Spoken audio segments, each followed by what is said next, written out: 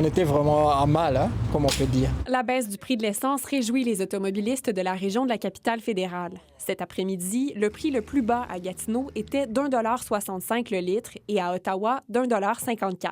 Ça fait une pause, là, ben, elle est encore trop haute. En moyenne, au pays, le prix à la pompe a baissé de 5 cents par rapport à hier, selon les chiffres de CA Québec. Un faible répit, selon plusieurs, qui disent devoir adapter leur comportement face aux fluctuations du prix du carburant. Moi, je travaille pas loin de la maison, donc j'en ai pris avantage pour pouvoir marcher dans les 2 dernières semaines. J'essaie de garder mon auto plein. Au cas où ça monte encore, je retourne à ma routine pour diminuer les courses. Honnêtement, pour tout le monde, là, oui, là, ça devient impossible. Là. Il est encore trop tôt, selon des experts, pour estimer les bénéfices créés par la suspension de la taxe d'accise. La Ville d'Ottawa étudie toujours ses effets sur son budget.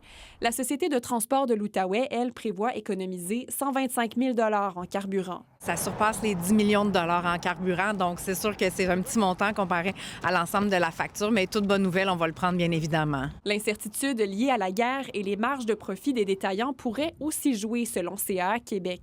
Est-ce que les stations-service vendent leur essence justement plus cher?